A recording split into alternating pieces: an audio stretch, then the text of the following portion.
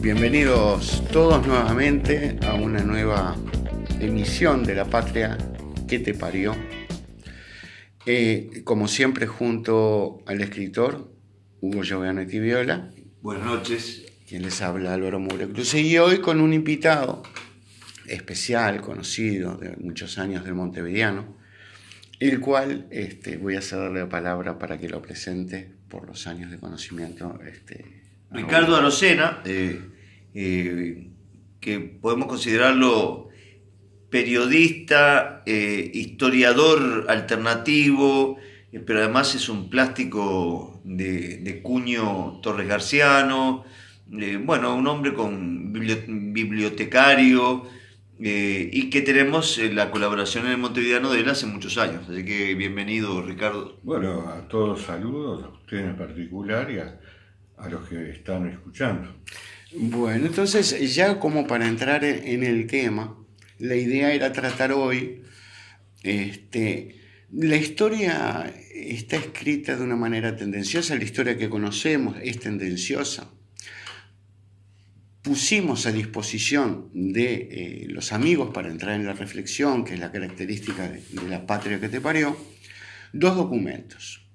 Uno referido a los análisis de las propagandas efectivas de manipulación mediática, tanto la de Goebbels como la que se le atribuye a Noam Chomsky, está discutido, pero lo importante es que son muy similares, escrita años después, hay una síntesis. Y luego lo otro, alarmados a través de los medios de comunicación con lo que desde las elecciones americanas, creo yo a la fecha, fake news, las noticias falsas, como si fuera ahora el cambio a través de las redes sociales, y un documento, fake news, que la manipulación a través de la mentira en el mensaje es de los orígenes mismos de la civilización. Sí, eso yo no tengo la menor duda, pero además lo han dicho grandes historiadores, ¿no? Marc Bloch, que fue un historiador francés heroico, porque murió, ustedes se acuerdan de la historia de Marc Bloch, muere fusilado por los nazis, luchando junto con la resistencia, luego es detenido y luego es fusilado. Él ya alertaba en uno de sus libros, en algunos de sus libros, uno en particular que lo escribe en las condiciones más extremas, porque lo escribe en la plena clandestinidad, que se llamó Hoy es historia, ¿qué es historia? ¿Qué es la historia? Y en aquel material donde él hace una reflexión sobre el historiador en general, sobre el oficio del historiador, él alerta el peligro, el riesgo, desde que de los centros de poder se esté permanentemente no solo inventando acontecimientos políticos para moldear la cabeza de la gente, sino que esos mismos centros de poder también moldean el pasado para justificar. Lo que serían los referentes. Claro, para justificar, políticas que pudieran estarse aplicando, ¿no? Y él hace una alerta a los historiadores en general, por ejemplo, en torno a la Primera Guerra Mundial, cuando son manipulados determinados hechos que ocurren y que desembocan como detonantes en la guerra, y que si uno se pone a rascar un poco, sabe perfectamente que eso era totalmente manipulado, era mentira, pero de alguna forma quedó en la historia como si fueran verdad, ¿no? Entonces el oficio del historiador, yo no soy historiador, simplemente soy un lector de historia, pero está reconocido así. O sea, uno de los trabajos del historiador es recoger, recuperar, y poner y contrastar, toda la información que se hereda, ¿no? Con los elementos que pueden existir para separar la paja del trigo. Pero eso que señalaba Marc Bloch en el caso puntual del libro escrito en ese periodo histórico, es algo que lo podemos rastrear en la historia, desde que, yo desde mi formación diría desde que hiciste la lucha de clases, ¿no? Pero eso es mi opinión. Pero mismo en los propios documentos que se rescatan en el Renacimiento, ¿no? Hoy se sabe que muchos de esos no eran auténticos documentos de la época clásica, sino que eran, digamos, reescritos por los copistas, etcétera, por mandato del poder de turno como un elemento ideológico para digamos, contraponer otras posturas. O sea, y eso es, o sea, también ahí hubo un trabajo muy denso, muy largo de rescatar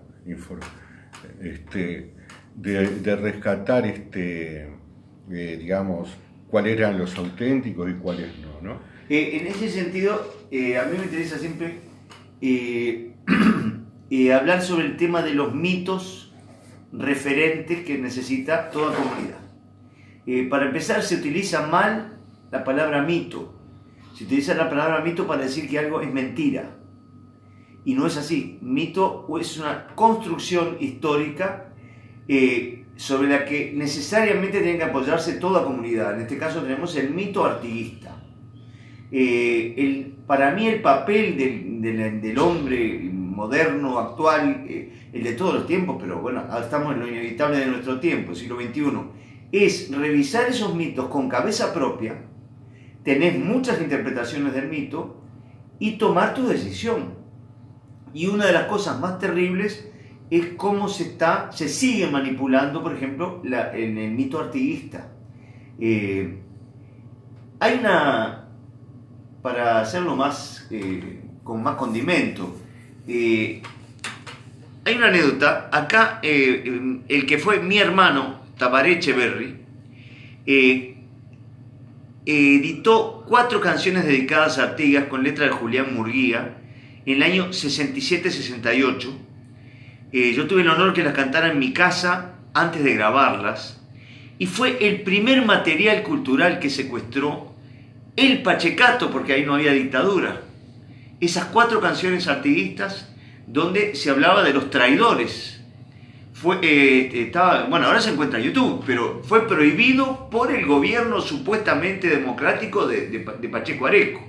Y había una estrofa maravillosa, Décima Sacumba Viejo, que a mi padre le gustaba en Maldonado, cuando iba a trabajar allá, ir a pararse en plena dictadura en la plaza de Maldonado frente a la estatua de Artigas y cantaba: quisiera verte hoy aquí, que somos tantas banderas y que se ha vuelto tapera lo que querías conseguir. Yo sé que es mucho pedir un sueño de ese tamaño, fanega y media de años se carga para el más fuerte, por eso lloro mi suerte y hay que ver cómo te extraño. Eso es de una vigencia increíble. Ahí entrando en el tema de lo nacional, para vincular justamente, como decía muy bien Hugo, indiscutiblemente sobre el mito oriental. Bueno, yo creo, hay varias cosas sobre el tema, ¿no? En primer término, obviamente, ¿no? Al ser Artigas la encarnación de un fenómeno popular, nacional, democrático, republicano, antioligárquico, revolucionario, antiimperialista, concitó el odio de las clases dominantes de la época, que, como lo han hecho permanentemente con todas las grandes figuras que se le han opuesto a los centros de poder, esos centros de poder descargaron sobre Artigas la conocida leyenda negra que nace en los tiempos de Cavia, un individuo que él lo dijo claramente, que él escribía al que le pagaba. Lo dice, está en los documentos. O sea, si a mí me pagan, yo escribo contra quien sea. Lo dijo él. Lo triste es que ese libelo de Cavia de aquel momento que se da en contra de Artigas, en contra del artiguismo, en contra del proceso revolucionario oriental, después es repetido como algo serio, o sea, por gente que se dedicaba a la historia, décadas después. Claro. Y alimentando esa leyenda negra. Y yo creo que Artigas sufre esa leyenda negra, y no solo Artigas, sino el artiguismo. Los hombres principales que rodearon a Artigas también fueron o ninguneados, o sea, porque no quedaron registrados en la historia, no quedaron, o fueron calumniados, o sea, el caso claro del Pardo Encarnación, sí, el caso claro de del gaucho oculta, ¿no? Que era tan grande el cúmulo de mentiras que tiran en contra del gaucho oculta que hasta el autor del himno nacional, cuando hace el libro sobre el segundo sitio de Montevideo, tiene que decir que las cosas no eran tan así, ¿no? Pero además es tan grande que si uno ya entra a hilar más fino en todo el tema, a mí me tocó ahora hacer una novelita sobre el grito de Asensio, ¿no? Y acá hay una cosa que se viene repitiendo desde que yo iba a la escuela, ¿no? Y que yo me permito dudarla ya a esta altura. Se viene repitiendo, bueno, que el fenómeno del grito de Asensio es un fenómeno espontáneo, donde en Mercedes la gente de un día para el otro sale a la calle, ¿no? Sabemos que todo proceso histórico, revolucionario, tiene una chispa que incendia, pero era tan grande el grado de organización que sin embargo había en toda esa zona, a nivel del entramado más fino de lo popular, que yo, o sea, más allá que los documentos no lo comprueben, digo, un poco leyendo entre líneas, me atrevo a pensar por lo menos, o a dudar esa afirmación, y a pensar que no fue tan casual, ¿no? Y apoyado un poco en ese hecho, Hugo decía hace poco algo que también para la reflexión en cuanto a quienes minimizan la capacidad del éxodo. Como un hecho que también no fue tanto. Y hasta se burlan. Y minimizaron hasta que aparecieron los documentos rescatados por Lucía Sala y Nelson de la Torre y Hugo Rodríguez, minimizaron como una cosa de poca monta el reglamento provisorio. Claro. ¿No? O sea que, bueno, esos historiadores tuvieron lo importante de haber rescatado todo ese material, que hoy sabemos que fue mucho más grande de lo que nosotros al principio se nos había dicho, ¿no? Pero aquí hay una cosa que se repite en todos los procesos históricos, y a mí, si me permiten saltear un poco un secuestrado, digamos, uno al que se ha tratado de olvidar o de ningunear o de reducir al mínimo, es nada menos que el propio pueblo oriental. Exacto, No, eso es. o sea, Claro. ese pueblo que se manifestó, que un poco yo trato de reflejarlo en la novela, con Vicudo, con el fulano de tal, ese entramado social, ¿no? Que el artiguismo es impensable. Artigas era un gran conductor, pero fue también un gran conducido, como decía Pero de Barral. Artigas hay cartas en el Éxodo donde él les pide que no lo sigan. Claro, ¿no? Y ese pueblo es el que además le golpea la puerta cuando está desconforme, porque no Sí. está conforme con los límites que le estaba poniendo al reparto de tierras, y le dicen, si no radicalizás la cosa, te vamos a hacer una revolución peor que la que acabamos. Ahí aparece el Pardo de Encarnación. Ahí aparece el Pardo de Encarnación. O mismo en el Ayuí, cuando la masa en las carretas lo rodea Artigas y lo culmina. Nosotros te pusimos ahí, no nos falles.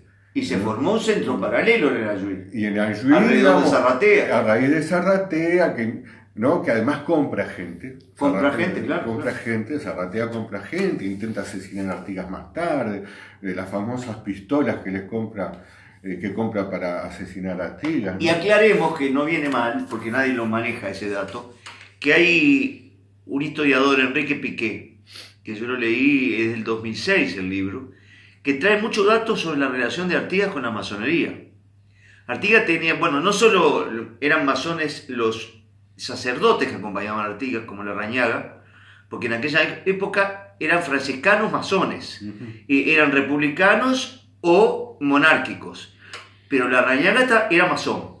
Sí, el cura Figueredo, digo. Bueno, pero según Piqué, hay una entrevista que le hace el propio Pisani a Artigas en el Ayuí para incorporarlo a la masonería, con una intención clara de Buenos Aires de incorporarlo a la logia. Y Artigas al principio se entusiasma. Sí, pero cuando ve que está Alvear. Cuando ve que está Alvear y Zarratea, tira largas y dice, bueno, no, después nos vemos con Alvear en Paysandú. Y ninguno de los dos fue a Sandú, como decían. Alvear dice que se le murió el caballo. Artigas no era un hombre para la masonería. No, y además, digo, también, bueno, una cosa era la logia Lautaro, ¿no? La logia Lautaro era dentro de los sectores dominantes la expresión, tanto a nivel de la zona como digamos, en sus cúpulas, de lo más feroz del imperialismo británico y de las clases dominantes de los porteños, ¿no? O sea, Perdón, estaba también inspirado por el famoso Francisco Miranda, que vivía en Londres. Claro, viene de allá. Era un latinoamericano que vivía en Londres fomentando la división de Sudamérica. Estaba presidida, yo no me acuerdo ahora el apellido, por un inglés que era el embajador plenipotenciario para toda esta región, ¿no? Y los estatutos de la Logia Lautaro, conviene leerlos, y lo que decíamos al principio, el primero que publica, que yo sepa, en el Uruguay, los estatutos de la Logia Lautaro es Eduardo Acevedo, en el alegato histórico. Sí, será importante lo que hizo Eduardo Acevedo. Y es el gran argumento que manejaba una figura para mí cumbre y clave del Uruguay, que es Alberto Metor Ferré, que nosotros publicamos un artículo en 2008 donde decía que la única solución que tiene el Uruguay es la vuelta de Artigas. Y posterior a haber dicho, somos la traición Artigas. Sí. El Tucho lo planteaba así. Y en Argentina se lo estudian tremendamente. Porque el Tucho decía que, el famoso asunto Ponsonby, Estado Tapón, pero eso que vos decías recién, cómo se planeó todo el imperio inglés para dejar dividida a Sudamérica. El propio Perón decía más adelante, cuando quiso hacer el tratado ese, dijo, Artigas pudo, yo no pude. Bolívar nunca pudo. En Bolívar se sospecha claramente que no tenía la orden más que de liberar estados, pero que quedara entajada Sudamérica. Es una maniobra imperial clarísima. Sí, muy claro, eso te plantea la gran necesidad entendida por Artigas y levantada por tantos otros luchadores y pensadores del siglo XIX o XX de la integración latinoamericana, ¿no? De la patria grande, todo eso que en algún momento fue ideología con la cual comíamos todos los días y que hoy está tan abandonada, ¿no? Porque, a la prueba me repito. Y ahí entra un poco también a cierta manipulación para hacer caducas ciertas verdades, que es como habíamos arrancado. Quisiera hacer solo una precisión para ir en un eje. Cuando decimos aquí mito artiguista, entonces ya hay mucha gente que inconscientemente, a través de la información, más que de la educación formal, de la información, que se ríe. Artigas. Pero si te dicen, Artigas ya fue. Bueno, sin embargo, viste que la encuesta nos dio una sorpresa. Pero claro. La vigencia del ideario artiguista. Y tú dijiste otra palabra, lo oriental. Yo escuché a un rector académico de una universidad privada decir que hoy manifestar uno como que es oriental ya es un tonto, como que carece sentido.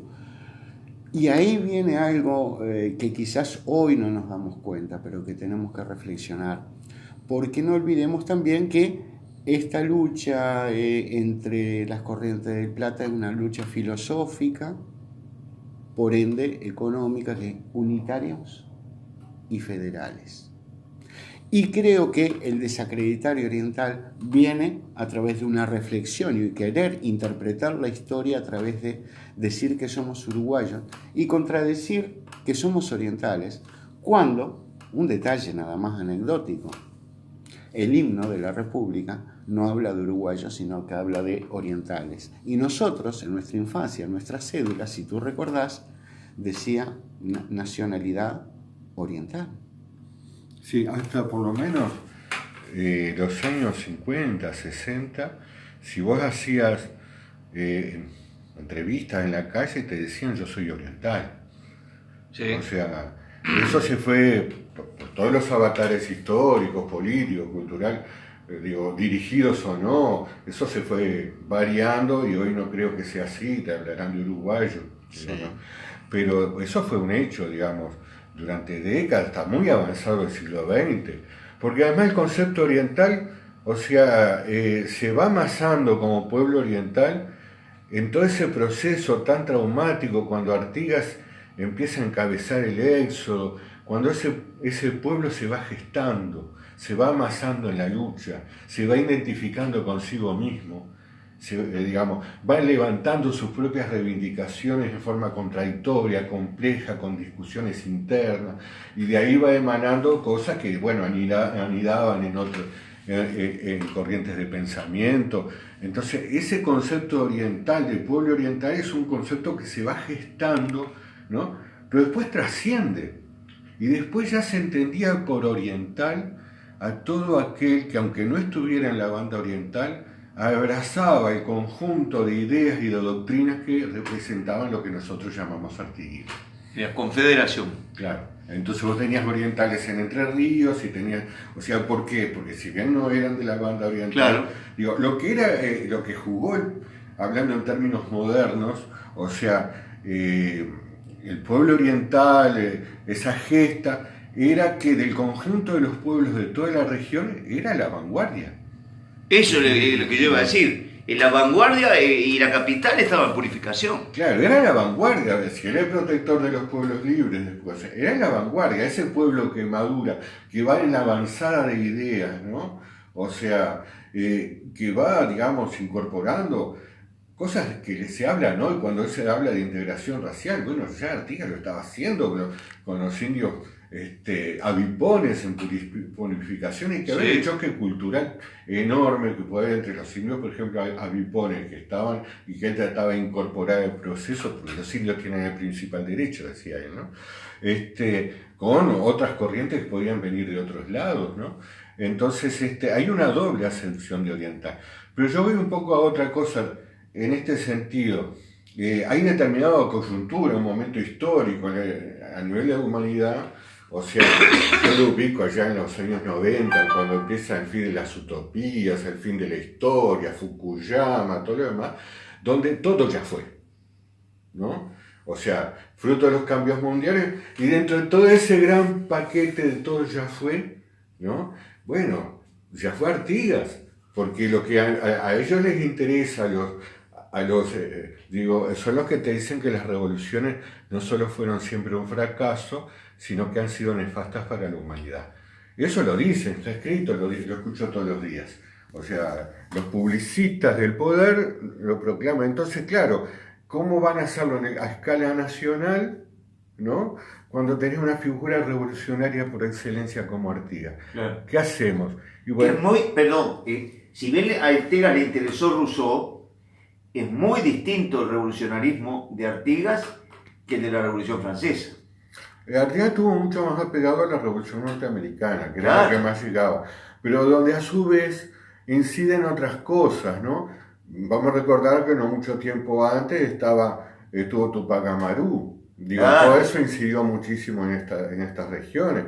Tuvo los levantamientos en Haití. Y todo eso que no era una cosa alejada de la banda oriental, porque, digamos, los barcos llegaban, venían barcos de todas las nacionalidades, venía gente huyendo de Europa, venía gente que había estado en los conflictos europeos, venía gente de otras zonas de América, venían pensadores de todos lados. Es increíble, pero ya por el fin del siglo XVIII, ¿sí? Por ejemplo, la cantidad de bibliotecas que había en una población tan chica en Montevideo. Sí, incluso en la casa de Artigas, la de Monroy, que tenía el padre, se devolvió a Europa. Pérez Castellano tenía. Pérez Castellano, que frecuentaba mucho la casa de Artigas, que lo conoció de niño. Y si vos ves, en los términos rigurosamente históricos, en la parte de la gesta, Artigas en realidad aparece, la primera mención es cerca de 1811, final de 1811, o sea, desde el punto de vista del proceso. Pero si vos ves todos los que acompañaron a Artigas, y sobre los cuales también hay documentos, venían complotando y venían reuniéndose y venían discutiendo en Montevideo, en las afueras de Montevideo, aunque no se mencionara Artigas, porque no están los documentos, y son los que luego terminan siendo los brazos derechos de Artigas. Pero yo quiero ahondar en un punto ahora que va a ser realmente urticante lo que voy a decir. Pero que no lo escucho decir. Se lo escuché decir a Metol Ferré, nada menos, y a Guillermo Fernández, con el cual conversábamos, porque ellos eran cristianos. eran católicos, y Artigas también era católico, que se ha negado que Artigas fuera católico, cosa que no es verdad. Como me enseñó a decir mi padre, no digas es mentira, decir no es verdad. Hay algo que se obvia, que es que Artigas se formó en un colegio franciscano, y esos franciscanos se habían formado en las universidades jesuíticas que estaban en Córdoba. Artigas de niño vivió la expulsión de los jesuitas, pero ya los jesuitas ya habían hecho las misiones, que es el primer comunismo de la modernidad reconocido por Lenin. El comunismo jesuítico guaraní es previo a Artigas. Quiere decir que toda la línea jesuítica, que ahí es obviamente enfrentada de punta con la masonería, enfrentada de punta. No, los jesuitas fueron apedreados hasta por el propio Vaticano, ¿no? En la película La Misión se ve clarito. Pero después volvieron los jesuitas. Artigas tiene esa impronta, y yo, cuando escribí en el libro sobre Artigas, me sorprendí que la frase tan manida, que los más infelices sean los más privilegiados, es de Santo Tomás de Aquino, que es del 1100-1200, y que Artigas la recoge cuando colabora con Félix de Azara en una reforma que hizo en el norte. Artigas trabajó con Félix de Azara, que bueno, era mucho más remilgado y mucho menos revolucionario. Hay cosas un poco para amenizar, ¿no? Para poner un condimento no polémico, sino curioso. Bueno, sabemos que Félix de Azara, Artigas, transitan, digamos, en torno a la fundación de Batoví, ¿no? O sea, comparten, digamos, todo ese movimiento enviado por el poder español en la confrontación con el imperio portugués, y con un tal, bueno, ahora se me escapa el nombre justo, imaginemos toda esa enorme carga, digamos, Félix de Azara era un sabio, ¿no? Un hombre que hizo unos aportes gigantescos en el plano de la biología, en el plano de la zoología, de la botánica, digamos, en el plano de adelantarse a conocimientos que recién se llegan, digamos, a concretar su... Pero detrás de eso, lo que... Pero ¿sabés con quién termina Félix de Azara? Se despide, vuelve a España, ¿no? Vuelve a España, ¿y quién le hace un retrato? Goya. Ajá.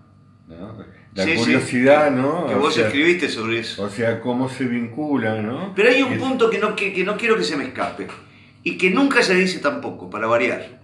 Hay una gran guerra a partir del Renacimiento entre el imperio inglés y el imperio español.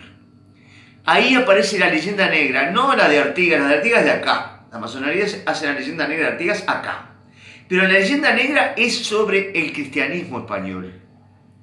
Y hay la ilustración famosa de los Robespierre, los Voltaire, los Rousseau, los Diderot, los Montesquieu, están todos precedidos por el suarismo jesuítico, que justificaba, al igual que Santo Tomás de Aquino,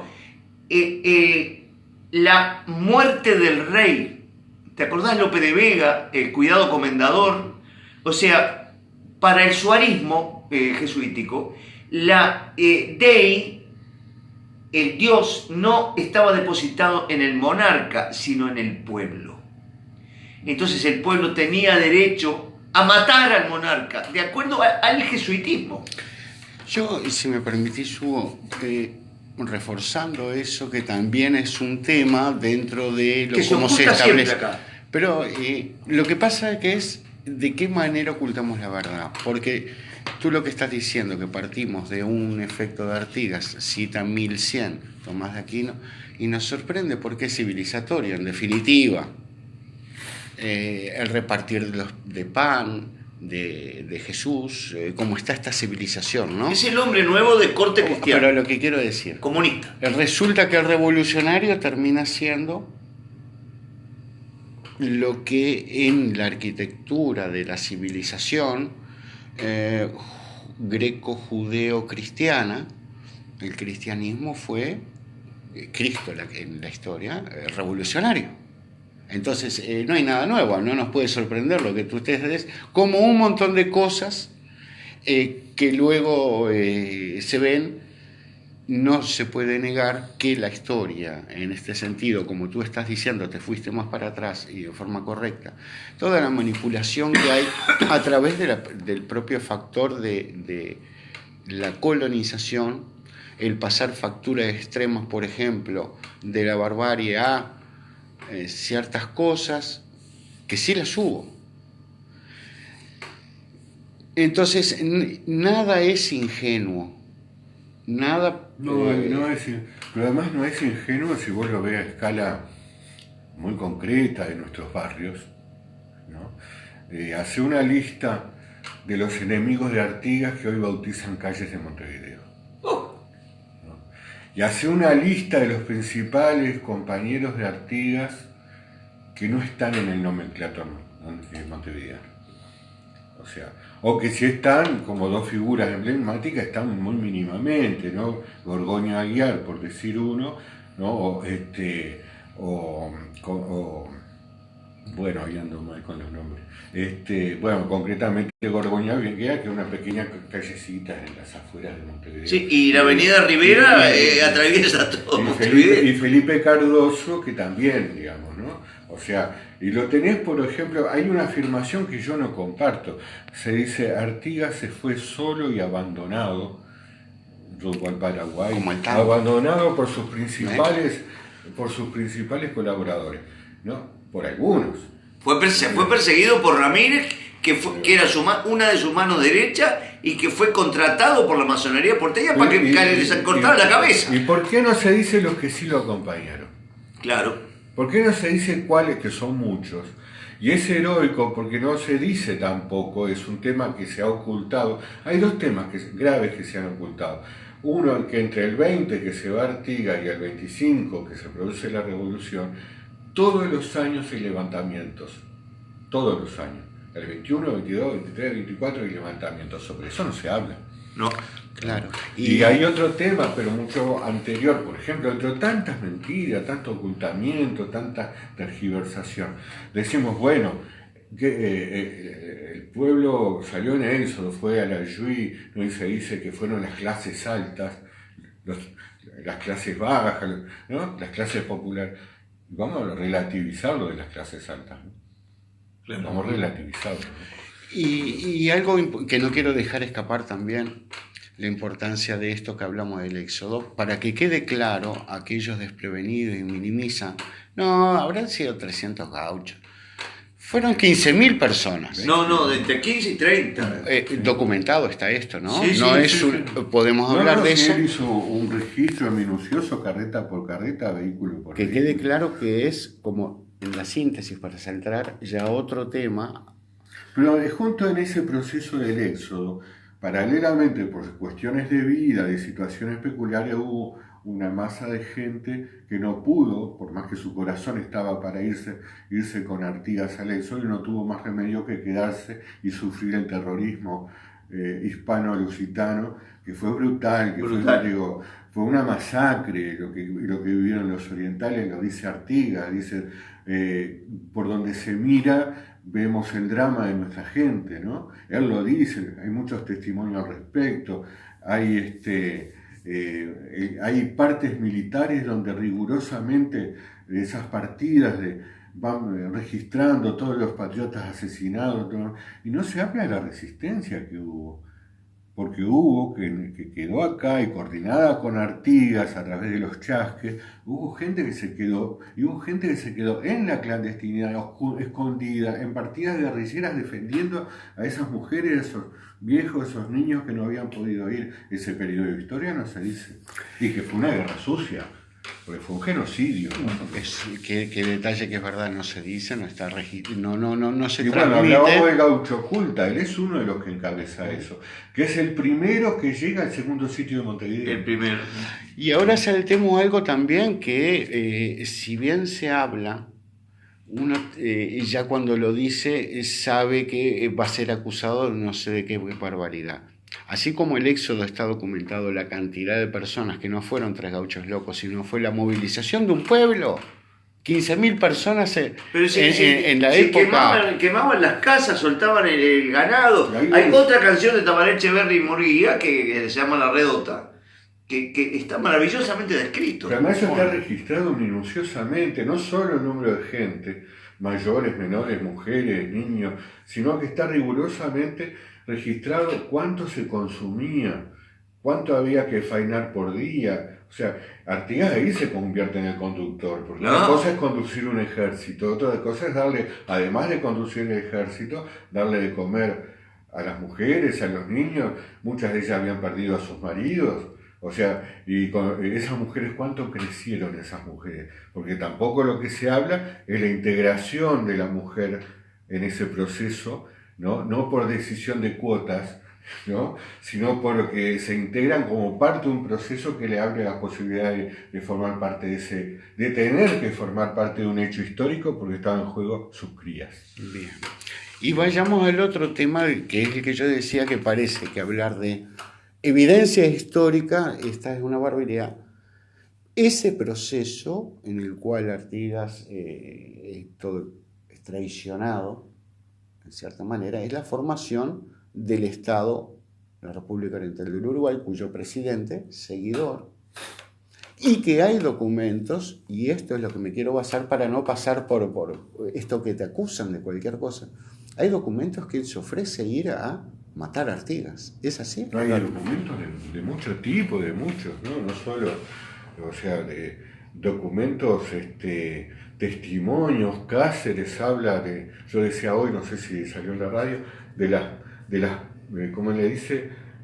Creo que algo así, un término, las bellas pistolas, ¿no? Las ricas pistolas. Las ricas pistolas. Que le ofrecieron a Otorgués. Que le ofrecieron a Otorgués, y Otorgués se las aceptó, y después y le contó a Artigas. Y después fue y le contó a Artigas, ¿no? Y no fue el único caso, fue también cuando Alvear lo cita, ¿no? A una entrevista a Artigas cuando estaba volviendo con su gente, lo cita a Artigas para una entrevista que estaba muy claro que era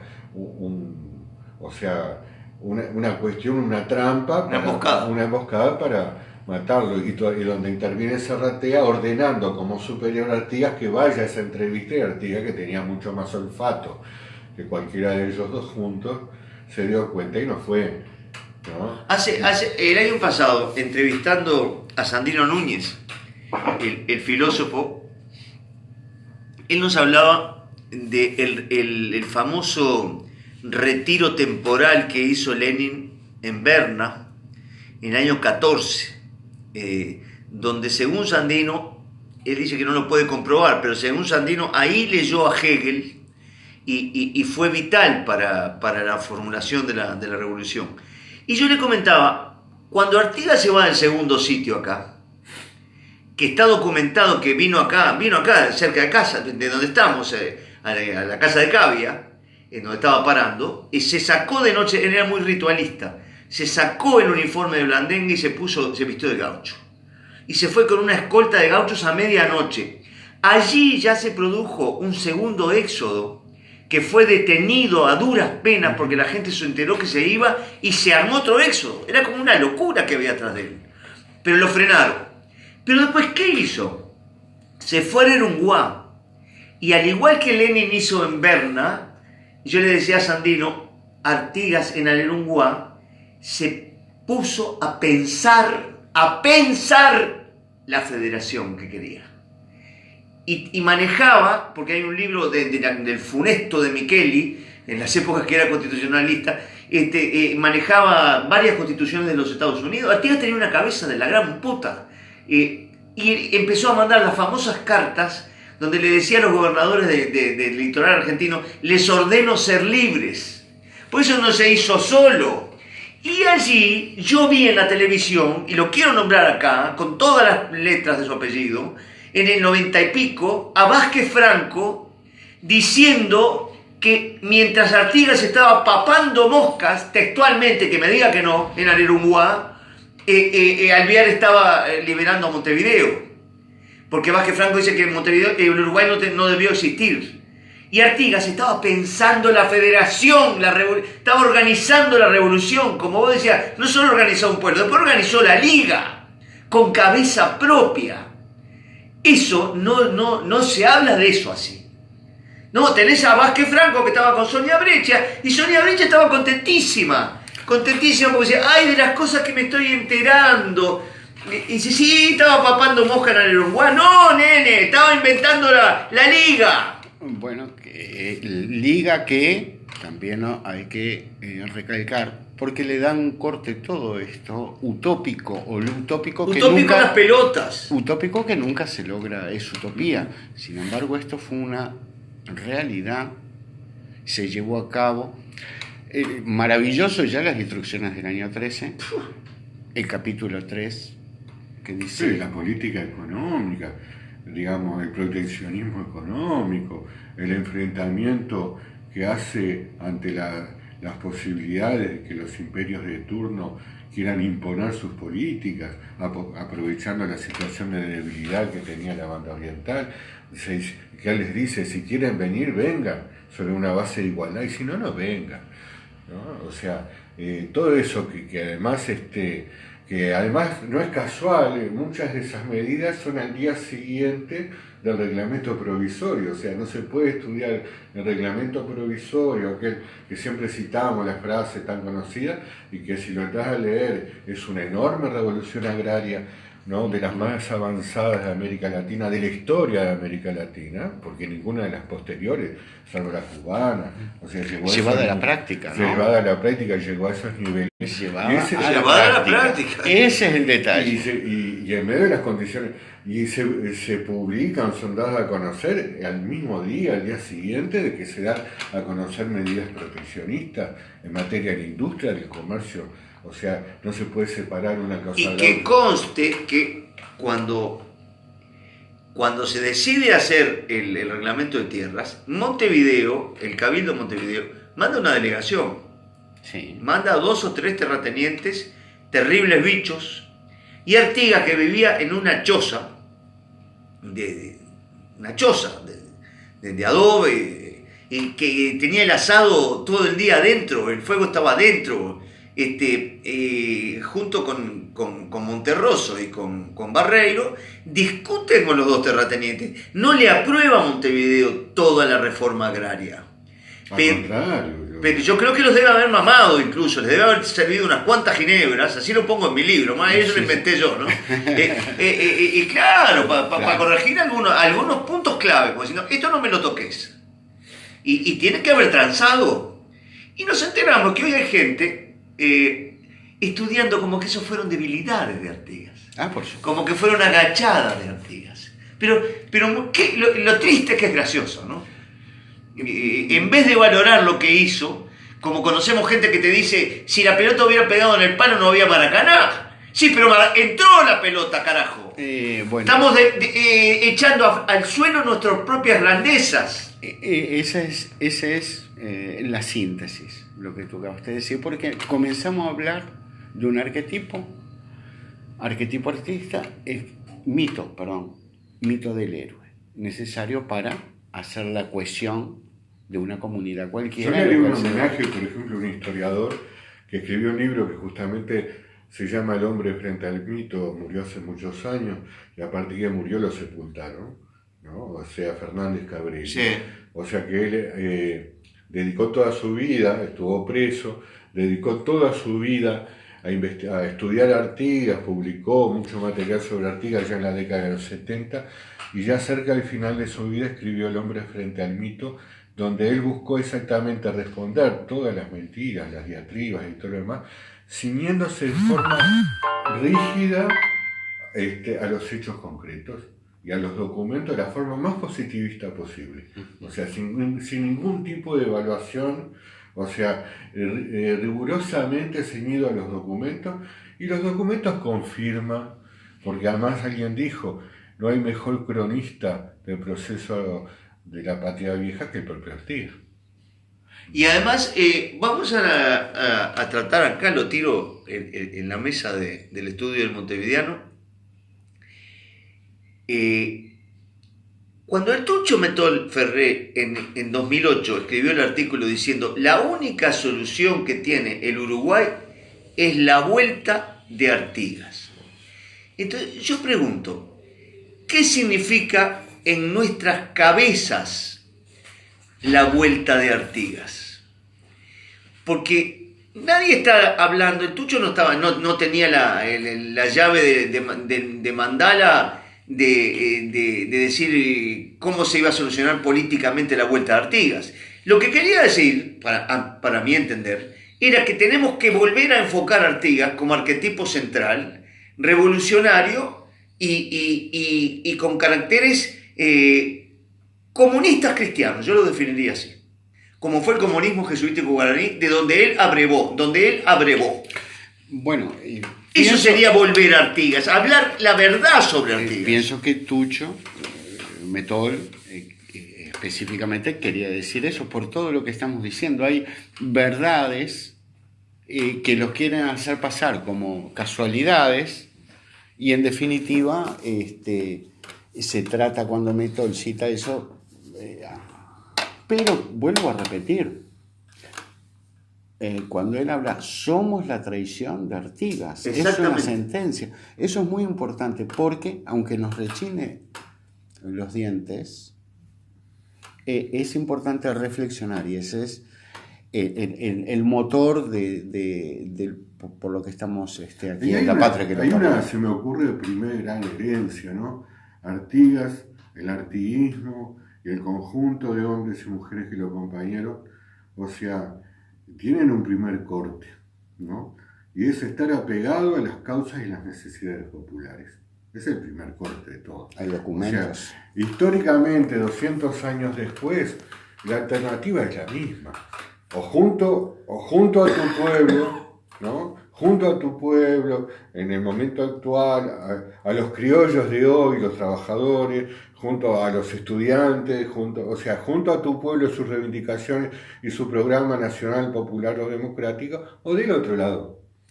No hay otra, ¿no? Que habrán variado los tiempos, estamos en internet obviamente, Artigas no tiene internet, que habrán variado muchos decorados, pero en la esencia de los planteos. Exactamente. O sea, ¿qué medidas concretas se precisan hoy para el país, para el Uruguay y para América Latina, para mejorar las condiciones de las grandes mayorías? Y eso es artiguismo. Y voy a la filosofía en esa contraposición, esa filosofía central de la lucha ideológica, unitarismo y federalismo. Hoy llámese neoliberalismo, capitalismo, lo que tú quieras, pero ahí hay un gobierno de pocos, que es el unitarismo. No hay democracia directa. Aparte, hay un tema que la historia nunca es lineal. Hay periodos históricos que implican grandes saltos hacia adelante y otros periodos históricos que implican detención y grandes saltos hacia atrás, ¿no? Digamos, de alguna forma la posmodernidad nos ha hecho creer que todo lo nuevo es superior a todo lo viejo, que todo lo viejo queda en el pasado, claro, y que todo lo nuevo es una cosa permanente, cuando lo que hoy vivimos al lado del desarrollo tecnológico impresionante que hoy vivimos es en el plano de la escala de valores. Me remito al barco del otro día y a tantas cosas más, junto con el desarrollo tecnológico exuberante, la presencia bestial de los peores valores de la humanidad, ¿no? Entonces, si hubiera ganado Hitler, ¿eso es moderno? Y bueno por ser nuevo, por ser moderno. Es la neo-barbarie. Claro, o sea, es una... Quisiera, justamente te adelantaste algo crucial que va a interpretar, yo pienso ya, en la realidad de hoy, que es el fruto de esa lucha ideológica que se da. Tú hablaste del nazismo, hace un corte filosófico. Hay un librito, se llama algo así como Hitler realmente murió, no en el término físico, sino en términos de sus ideas, ¿no? Y hoy tenemos un reflorecer de esas corrientes. Y hay filósofos del primer orden mundial que están basados... Pero dejémoslo para... quisiera centrarme ahora en el pasaje que veníamos diciendo. ¿Por qué es que hoy te hace sentir que decir oriental sos tonto? Vuelvo a repetir, esto es un rector académico, o sea que es una idea que se está imponiendo, que se impone, lo sabemos, ¿Por qué es eso, querer decir que lo viejo, desuso y que no tiene sentido, ser Y oriental? sepultar las grandes tradiciones de la humanidad.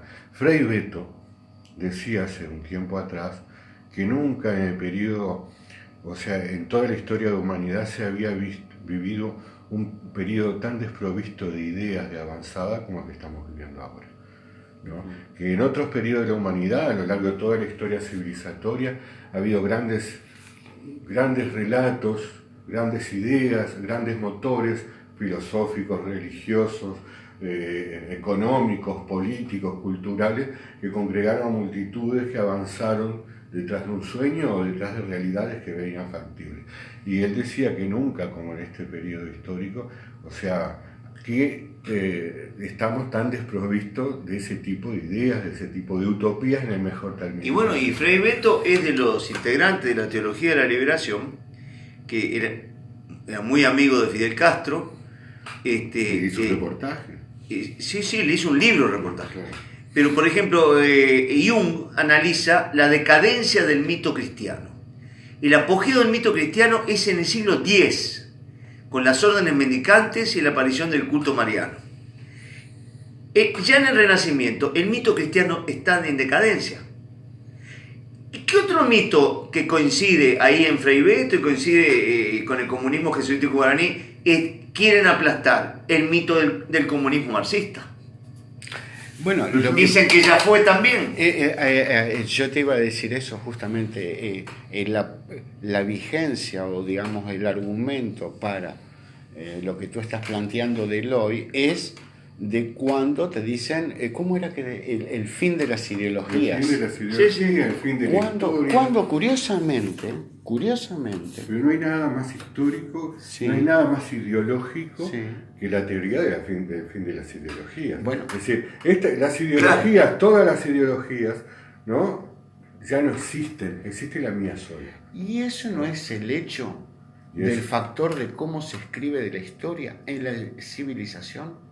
Intenta aplastar algo que está latente y sabemos que históricamente va a surgir como una necesidad porque ningún sistema de explotación y la historia siguió andando y que resurge cíclicamente ciertas cosas. La historia siguió andando porque la historia está andando en América Latina, o sea, se ha expresado en movimientos, se ha expresado en cambios políticos, más limitados, menos limitados, con contradicciones, pero además la historia siguió expresando porque las propias fuerzas de poder, cada vez que esos movimientos han empezado a cobrar fuerza, se han lanzado violentamente en contra de ellos. Ahora, no ha estado en los últimos 30 años lleno de guerras, de invasiones, de situaciones nefastas para los pueblos del mundo. Y tú decís algo, claro, y estás hablando de Occidente y Oriente. Entonces cuando decimos porque duele y tenemos que romper ciertas imposiciones para poder razonar, ¿no? Hay un Oriente y un Occidente. Resulta que el fin de las ideologías es cuando en Occidente fracasa un modelo socialista de la Unión Soviética. Pero resulta que hoy el mundo está gobernado por un gobierno de un partido único, que es el Partido Comunista Chino, declarado por ellos en sus bases marxista-leninista, maoísta. Entonces, a lo que voy, el fin de las ideologías resulta que el mundo hoy está regido económicamente e industrialmente por ese. Entonces cuando esta verdad, pues es una verdad, te dicen, no, lo que pasa es que son capitalistas, y lo hemos sentido todo, y nosotros nos ponemos a discutir algo de que, entonces, ni siquiera podemos interpretar nuestra propia historia de 200 años, nos animamos a juzgar cosas que, quieras o no, nos informamos a través de los medios. Claro, hay un tema, porque además muchas veces tenemos el defecto de hablar y opinar simplemente por lo que vemos en la televisión o por lo que nos llega. Y necesariamente. No puedo decir, no sé, porque no lo sé, creo que nadie sabe cuál es la realidad concreta de Corea, ¿no? O sea, pero viene la situación, hace no mucho tiempo el líder coreano, para mí impronunciable, ¿no? El líder coreano era pintado de una forma monstruosa, caricaturesca, o sea, ya lo mirabas y te desagradaba. En la medida que hace pocos días se reunió con Trump y establecieron determinados acuerdos, o sea, ya dejó esa imagen y pasó a ser un gordito simpático. Pero todavía sigue la vieja imagen hecha por los americanos soviéticos del botoncito con el misil que va a destruir al mundo. ¿Es así o no es así? Y ocultan que el único país que tiró la bomba atómica sobre población civil fue Estados Unidos. 2 veces. 2 veces. Y no la tiró la tercera vez porque la correlación de fuerzas en aquel momento era otra y no pudo hacer lo que fue durante la Guerra de Corea, pero estuvo planteado. Tanto así que, bueno, yo saqué un artículo sobre el tema, o sea que fue tan grande la masacre que hizo Estados Unidos en Corea durante la guerra en Corea, con la intervención de las tropas norteamericanas, con todo eso, de lo cual no se habla, que en la actualidad periodistas, digamos, independientes, han rescatado las denuncias de aquella época, que entre otras cosas motivó una obra de Pablo Picasso. Similar a Guernica de Picasso, un cuadro haciendo referencia a las masacres norteamericanas en Corea. Y un detalle para que no se queden también en el estereotipo de que hablar estas cosas. Ahí están los anti-yanquis antiimperialistas. Voy a hacer, previo a todo esto, es el imperialismo francés en Corea. Por supuesto. Que dice la historia, está en los documentos. Claro, antes de esto que conocemos, y también ellos se encargaron de firmar en Apocalipsis Náuseas y Sucesiones. Previo fue el imperialismo francés que cuando se van firman los tratados para darle la autorización a que venga este nuevo imperialismo a conquistar esas tierras. Porque cuando hablamos... Y De Gaulle les dijo, se ganó un día en Vietnam, ¿no?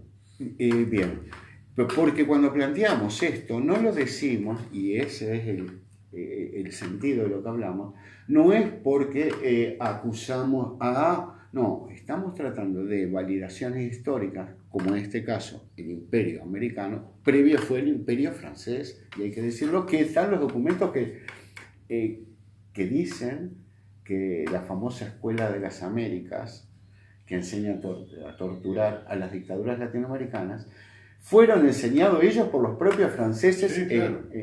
¿Es así? ¿Es una tontería o hay documentos? No, eso hay muchos documentos, ¿no? O sea, yo hace poco tuve la oportunidad de ir en la Fundación Vivian Trías a una charla que la daba con una visión totalmente posmoderna, de izquierda neoliberal, ¿no? Una cosa muy... donde se hacía toda una reflexión sobre todo ese proceso histórico. Y la persona que llevaba la voz cantante, que no me acuerdo, hablaba del papel enorme que tenía, por ejemplo, las fuerzas ultrarreaccionarias en Francia. Vamos a recordar que ya el tema francés viene desde el caso Dreyfus, tiene todo, de los paracaidistas en Argelia, todo eso. Y curiosamente había una de las tantas organizaciones con poder armado, militar y presencia en Francia, que estaba intentando derrocar al gobierno de la Unión Popular Francesa previo a la intervención nazi, y que curiosamente era de extracción masónica. Claro. ¿No? Y que esos sectores son los que participan activamente en aquel entonces, estamos hablando previo a la Segunda Guerra Mundial, o sea, en el asesinato tanto en Francia como en Italia de muchos de los principales líderes, no solamente revolucionarios, sino también líderes democráticos o liberales que enfrentaban al fascismo que venía en ascenso en toda Europa, ¿no? O sea, la presencia, lo que vos decís, la presencia, digamos, de las políticas imperialistas, Digo, no son patrimonio de Estados Unidos. Eso es para liberar el razonamiento. En Estados Unidos fue de Inglaterra en el siglo XIX, porque el siglo XIX fue el siglo de Inglaterra, ¿no? Veamos lo que hizo Inglaterra en África. Sí, sí. Lo que hizo en Asia. Yo me gustaría remitirme en un plano más filosófico. De nuevo al trabajo que está haciendo Sandino Núñez, que es muy, muy interesante. Porque él plantea como que ya el ser humano acepta que el capitalismo es un estado natural de la humanidad. Y detrás de eso hay una idea filosófica mucho más importante, que lo que importa para la humanidad es las conquistas económicas. Entonces, Sandino Núñez, que es marxista-leninista y que se sigue llamando comunista, y con el cual yo tenía conversaciones hace 20 o 30 años, donde yo era el cristiano que él no comprendía muy bien, me dijo: no, pero a mí me interesa mucho la figura de Cristo, porque Cristo estaba despegado, me dijo. ¿Y por qué estaba despegado? Porque concebía otro reino que el económico. No estaba hablando del reino de los cielos, estaba hablando de la espiritualización de la vida del hombre. Eso es la dialéctica en el Partido Comunista. Artigas era una persona muy espiritual. O sea, si el uruguayo no retoma su carácter espiritual, el oriental, que el oriental se va a quedar en esta pasteurización que le vemos a los masones que nos gobiernan desde que estuvo Riveras, el primer gran traidor Artigas, nos gobiernan desde ese momento hasta ahora, haciéndole juego a los imperios. Entonces, sí hablan como una espiritualidad pasteurizada, pero en definitiva lo que les interesa es la realidad económica. Si hoy o mañana la clase obrera, el PCNT, las organizaciones que fueran a nivel de medios de prensa como el Montevideano, que intenta estar al margen de los canales estos flechados, una ley de medios que no sale, estamos haciendo radio en este momento en vivo, carajo. Si no intentamos todos lograr una postura de amor a nuestro pueblo, lo económico, las reivindicaciones económicas van a quedar siempre cortas y no nos van a hacer crecer espiritualmente. Eso para mí es volver al artiguismo. Es lo que se dice el hombre nuevo, que también lo tenía Che Guevara. Y bueno, dice, todo revolucionario debe ser guiado por grandes sentimientos de amor. Claro. Entonces ahí no caes en ninguna religión necesariamente, sino que te religás con los arquetipos de la humanidad. Correcto. Ahí está la base. Y ahí es donde los que no aceptan a Jung, los que no aceptan la teleología, pero ahora está muy aceptado Hegel, que en mis tiempos, cuando yo fui comunista, Hegel era el idealista innombrable. Y ahora Sandino te dice, no, Hegel fue en realidad la base para Marx.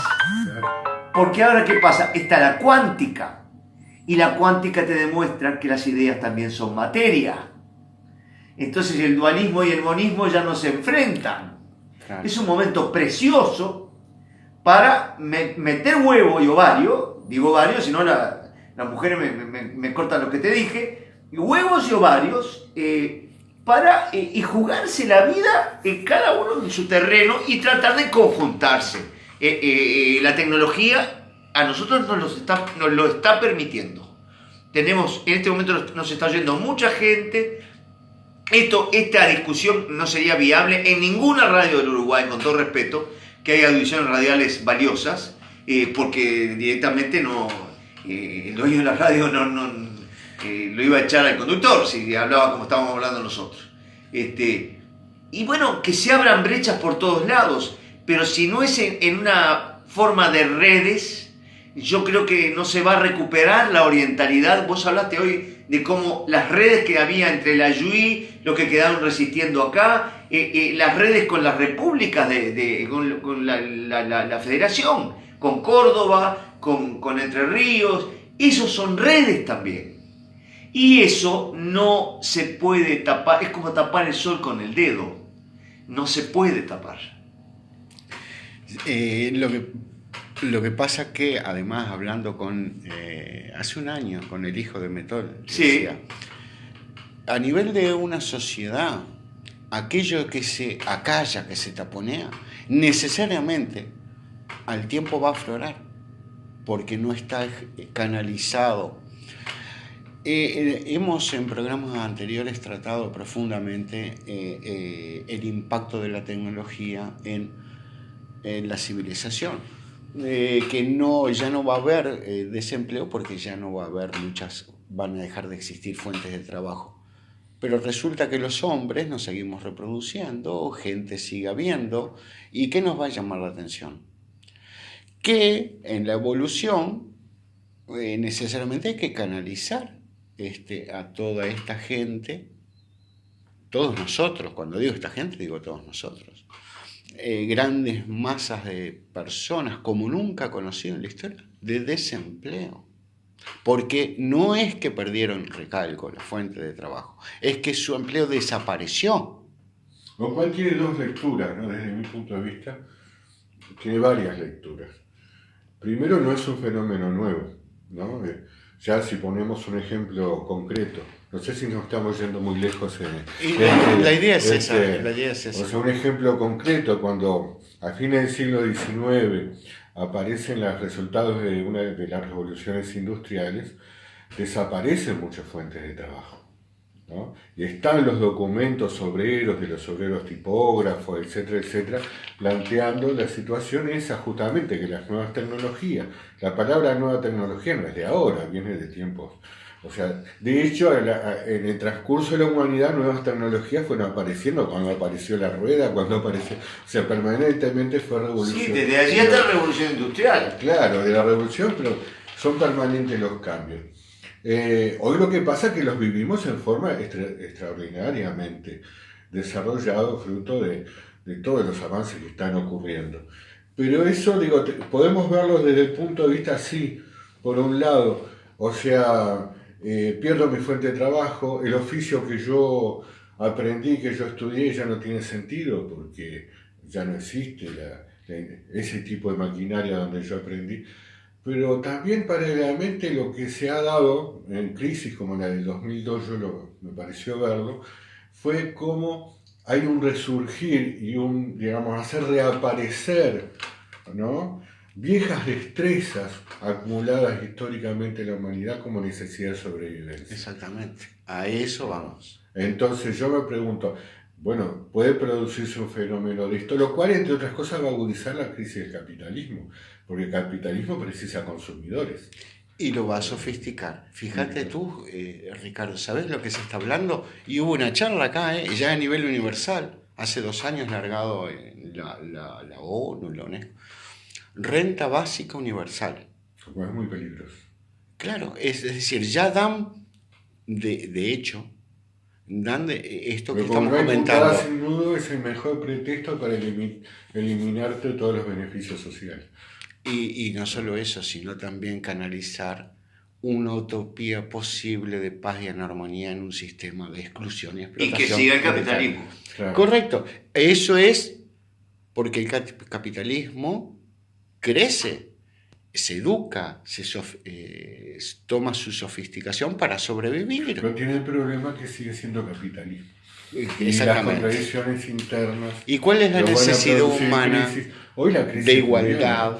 Y desaparece la espiritualidad, sigue tapada. Pero ahí vuelvo a esto que decía del hijo de Metol, que se llama Marcos Metol. Y esa necesidad natural del hombre de solidarizarse, de estar, de compartir, de luchar juntos, que viene desde los orígenes mismos de la humanidad, no lo pueden tapar. Es una necesidad y entonces descubre esto tan primitivo que es la unidad, esto que estás hablando tú, sí, las redes, y ese es el camino. El que opine lo contrario o tiene una visión muy lejana de la humanidad, que estamos hablando ya a niveles que ni tan. A mí que me diga alguien, perdón, ¿sí? A mí que me diga alguien en la historia, ya no hablemos del proceso artiguista, ya hablemos de cosas más recientes, ¿no? y en la historia del siglo XX de nuestro país, ¿qué cosa se hizo que no hubiera militancia atrás? Militancia en el sentido, no solo militancia político-partidaria, sino el esfuerzo colectivo de sectores, sea trabajadores, sea vecinos, sea padres en los liceos, no hay un solo aspecto en la vida humana, en el quehacer cotidiano, donde la gente no haya tenido la necesidad de juntarse con otros para defender determinados derechos o para profundizar otros derechos que están planteados. Exactamente. Si nos guiamos fuera de lo sindical, fuera de lo gremial a nivel estudiantil, donde la pelea está por la fotocopia, es un fenómeno colectivo, porque si no, en el pasado era necesario, pero si lo vemos, por ejemplo, a nivel ya vecinal y barrial, ¿cuántas veces, a través de las comisiones vecinales, las comisiones de fomento, los centros barriales, si el vecino estaba junto con otro vecino y una vecina y la otra vecina peleando por la luz, peleando por la limpieza de la calle, peleando por tantas otras cosas muy concretas, hoy en Montevideo no hubiera sido la ciudad en la que con el transcurso de los años se gestó, se construyó, y eso está documentado. Hubo un esfuerzo en determinado momento en la historia del desarrollo de la ciudad, los planes urbanísticos, que venían desde las esferas del gobierno, el viejo gobierno ballista, etc., pero eso no hubiera tenido, la dinámica que tuvo y la presencia que tuvo si no hubiera habido en los barrios vecinos profundizando esas cosas o presionando hacia arriba para que se hicieran, ¿no? Y eso es una realidad concreta hoy en la construcción de nuestra ciudad, pero también fue una realidad concreta cuando había que defender una escuela o cuando había que defender una cuestión laboral en el lugar de trabajo. El tema colectivo está planteado porque los humanos somos esencialmente colectivos. Está en nuestro ADN, eso es. Bueno, un poco para finalizar, redondear la idea, recalcar que todo lo que estamos hablando es a partir de la reflexión de las fuentes y las interpretaciones de las realidades. La idea que tenemos es el pienso, el dar elementos para detenerte y ver que quizás algo no es tan así. La duda, ¿no? Claro, y no dar todo como lo decimos porque es natural. Todo digerido y en el afán de una evolución, como tú bien decías, puramente económica, que solo lo que está generando es la reproducción de la propia insatisfacción personal, de adquirir bienes de los cuales te tienen que esclavizar para adquirirlos, pensando que te da felicidad, y cuando lo tenés. Sí, lo tenés. Y si lo logras te das cuenta. El consumismo se basa en la infelicidad. Y el dicho que nosotros tenemos de hace 13 años a través de... El consumismo salvaje es capaz de incendiarnos la fe para vender tristeza. Y de esta manera dejamos reflexionando. Veo que te quedaste reflexionando. Todo mejor con Coca-Cola.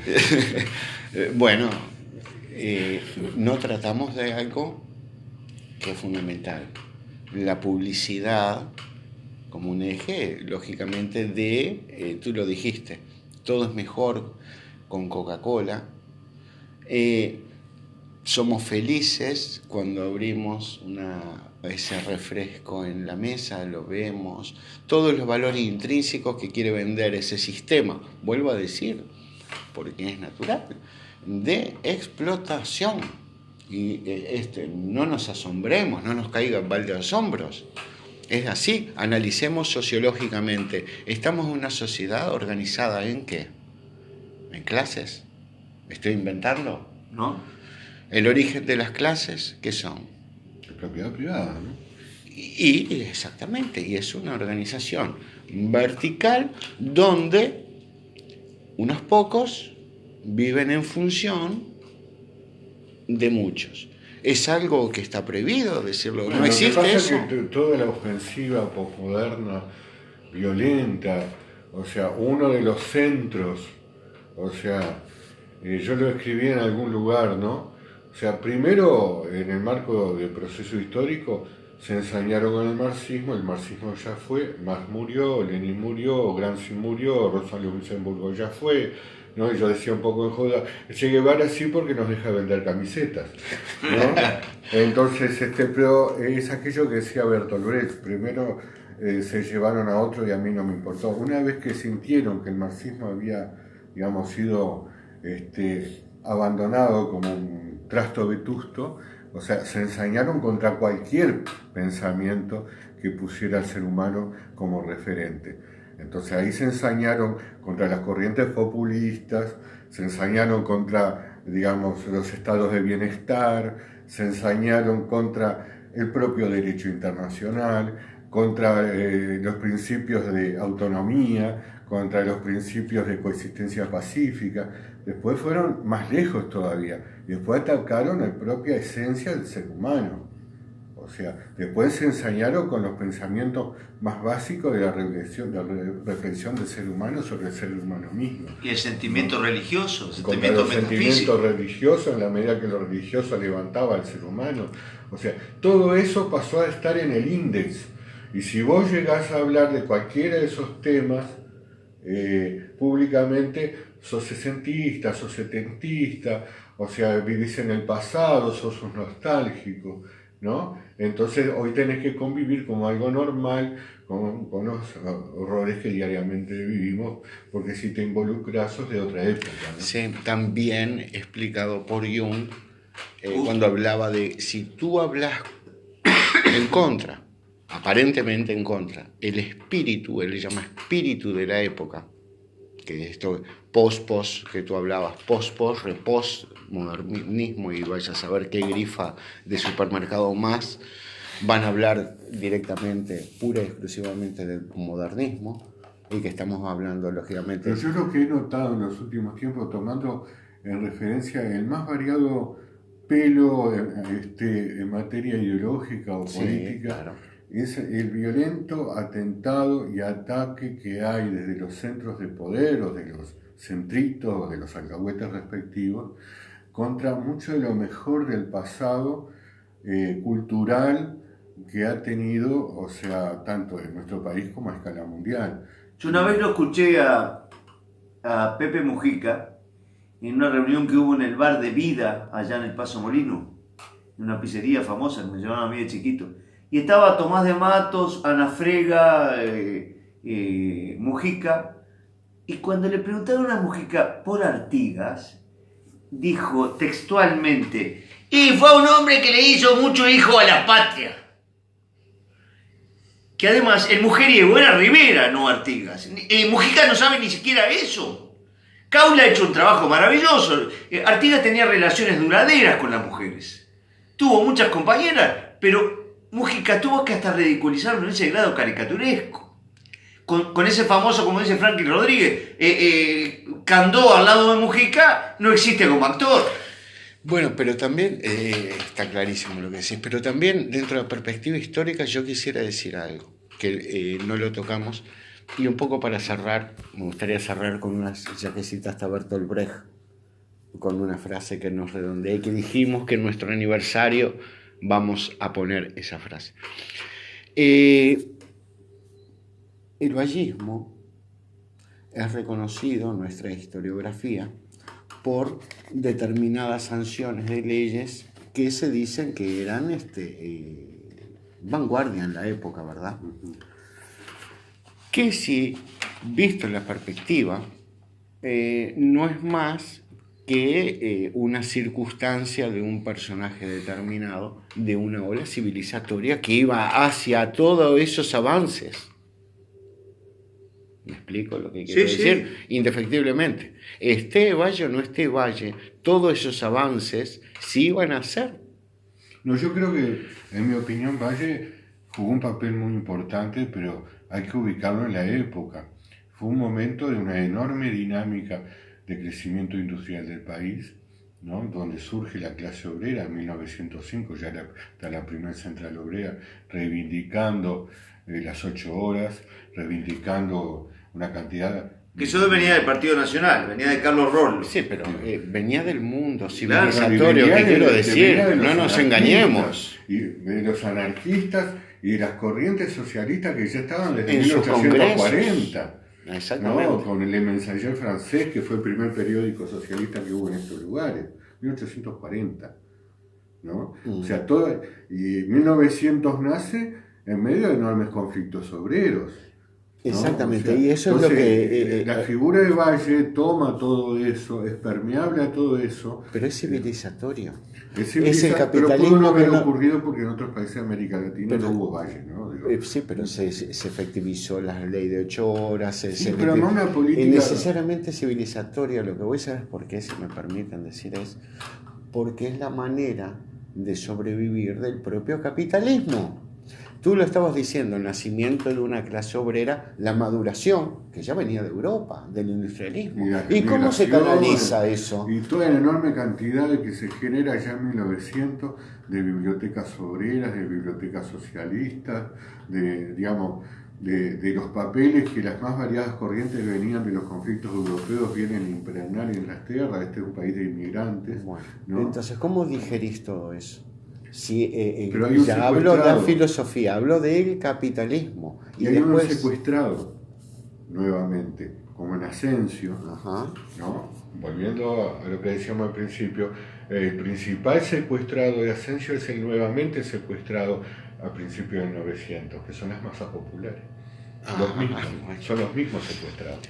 Y entonces, un poco diciendo que tú citabas a Mujica, les guste a quien le guste, pero es una perspectiva histórica que él se va a ver en el futuro. Tal Además, hoy Mujica- como, tal como hoy decimos del progresismo, la visión que tú bien decías, todos lo sabemos, socialmente, de Valle en su época.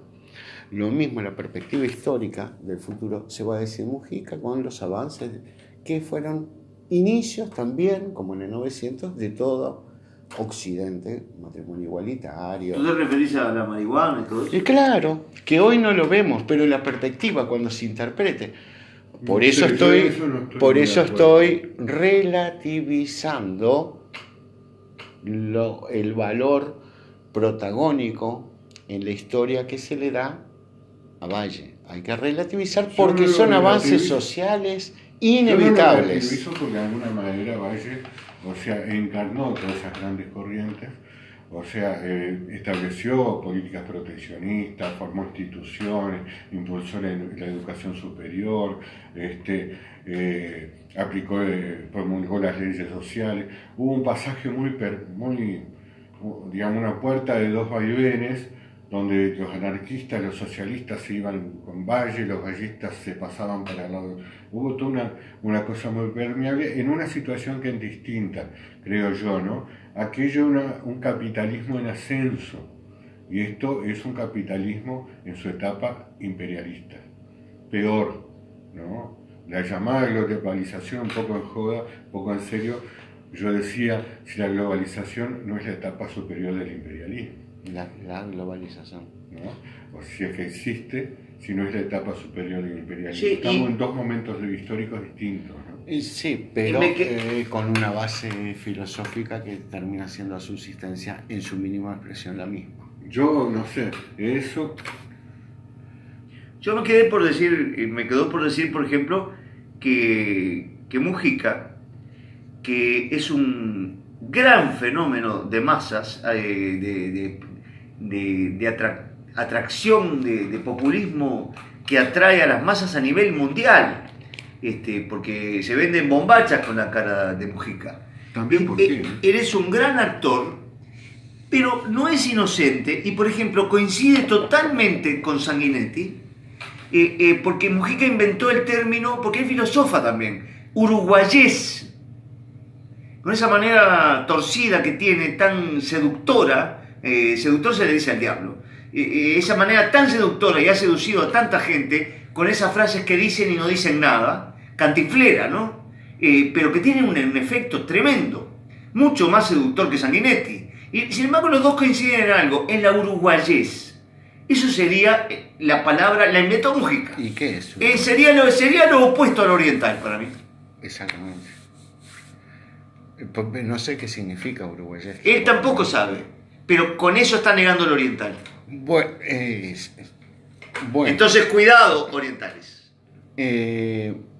Para finalizar y con el gusto, con el afán, además de promulgar la reflexión, nos despedimos entonces de esta misión con aquella frase de Brecht que decía: ¿qué tiempos serán estos que vivimos que hay que defender lo obvio?